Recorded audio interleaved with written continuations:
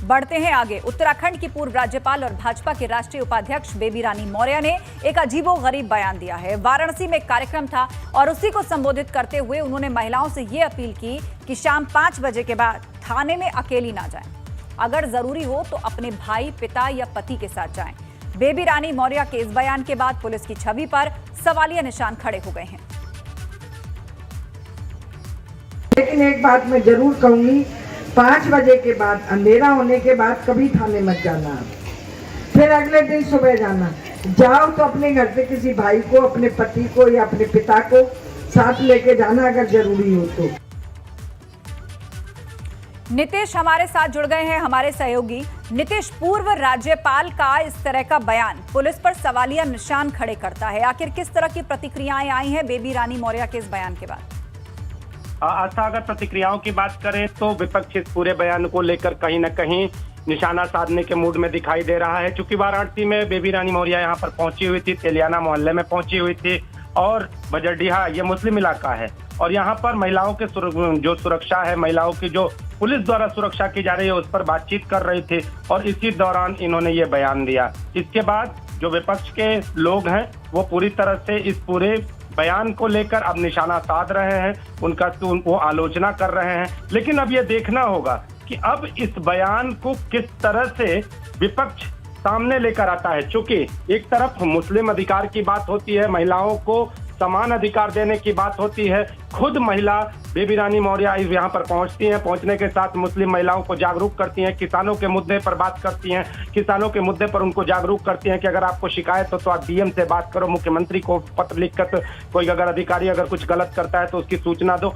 लेकिन इसके साथ ही जब महिलाओं के मुद्दे पर आती है तो उन्होंने साफ तौर पर यह कहा कि जब आप थाने जाएं तो रात को न जाएं, बल्कि दूसरे दिन जाएं और दूसरे दिन अपने घर के किसी व्यक्ति, पिता, पति या भाई को लेकर जाएं। तो अगर इसके पीछे उनकी मंशा क्या है, क्या उनको भी थाने में जाने से डर लगता है? क्या जिस महिला अधिकार और जिस महिला कानून को ऊपर उठाने की बात की जाती है, जिस पुलिस को कहा जाता है कि महिलाओं की संरक्षक है, उसकी बात की जाती है, तो क्या बेबी रानी मौर्य को इस पुलिस पर शक है क्या? ये सारे सवाल हैं और विपक्ष इन सवालों को कहीं ना कहीं धार देने का प्रयास कर रहा है। जी, जानकारी के लिए बहुत शुक्रिया आपका। तो निश्चित रूप से पूर्व राज्यपाल के इस बयान के बाद बैठे बिठाए विपक्ष के हाथों एक मुद्दा लग गया है जिसको वो उठा रहा है और पूरी तरह से भुनाने की कोशिश में जुटा हुआ है।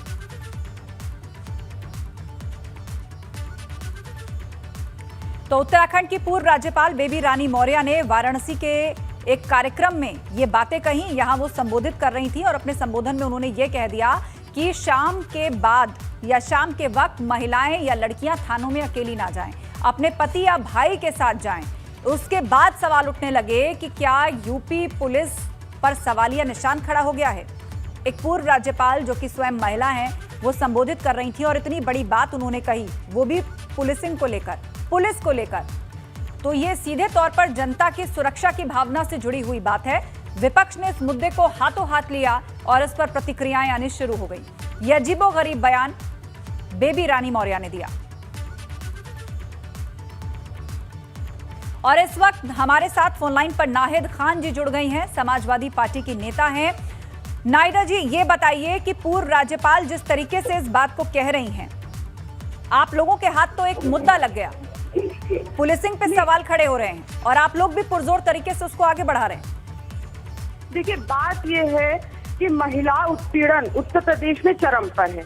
अभी हाल में ऑनरेबल सुप्रीम कोर्ट ने कहा उत्तर प्रदेश में जंगल राज है, महिला उत्पीड़न के मामलों को लेकर कहा कि उत्तर प्रदेश में जंगल राज है। तो आप ये समझें कि पूरब से पश्चिम तक उत्तर प्रदेश में महिलाओं के साथ रोज इज्जत आबरू महिलाओं की लुट रही है। बहुत भयानक स्थिति, भयावह स्थिति, सुप्रीम कोर्ट को कहना पड़ा भयावह स्थिति और झकझोर देने वाली स्थिति है। अब पूर्व राज्यपाल बेबी रानी मौर्य जी भी इस बात को एक्सेप्ट कर रही हैं कि इस जंगल राज में महिलाओं का, लड़कियों का शाम 5 बजे के बाद घर से निकलना ठीक नहीं है। वो खुद इस बात को एक्सेप्ट कर रही हैं। और वहीं आप देखिए, आदित्यनाथ से लेकर और यहाँ मोदी जी भी आते रहते हैं, अक्सर बताते हैं उत्तर प्रदेश में सब हालात ठीक है। मैं बेबी रानी मौर्य जी को धन्यवाद देती हूँ कि उन्होंने कम से कम ये तो स्वीकारा कि महिलाओं के लिए उत्तर प्रदेश में हालात बद से बदतर होते जा रहे हैं। वहीं आप देखिए कि हाथरस की घटना आप याद करें कि किस प्रकार से एक दलित बच्ची का जो है पहले दुष्कर्म किया, उसके बाद उसकी हत्या हुई और उसको जो है रात के अंधेरे में बिना उनके माता पिता की अनुमति के रात के अंधेरे में पेट्रोल छिड़क कर उनका हिंदू रीति रिवाज से विपरीत जाकर अंतिम संस्कार कर दिया। तब जाकर जब विपक्ष है, सबसे पहले समाजवादी पार्टी इस मामले में सबसे पहले हम लोग महिला के परिजनों से मिले और उनके हित की लड़ाई लड़ी। अंततः हमने सुप्रीम कोर्ट को भी इंटरवीन करना पड़ा। अरे ये वो सरकार है जिनके एमपी एमएलए सब रेपिस्ट थे। उन्नाव का एमएलए सेंगर वो रेपिस्ट है। शाहजहांपुर का इनके एमपी रहे चिन्मयानंद, वो उनके ऊपर भी तमाम मुकदमे जो है महिला उत्पीड़न के ऊपर दायर है। और आप ये समझें कि ये उत्तर प्रदेश की ऐसी सरकार है कि मुसलसल महिलाओं के साथ जो उत्पीड़न हो रहा है, जो रेपिस्ट है, इनको बचाने का प्रयास करती है। अरे ये वो सरकार है, ये वो भाजपा है जो महिलाओं का चीरहरण करती है। लखीमपुर में जो तो बहुत ही संगीन आरोप आप सरकार पर लगा रही हैं और घेर रही हैं, और ये सब इसलिए क्योंकि उत्तराखंड की पूर्व राज्यपाल रही हुई बेबी रानी मौर्य ने इस तरह का बयान दिया है महिलाओं को लेकर कि वो शाम के बाद थानों में अकेली ना जाए। शुक्रिया जानकारी के लिए।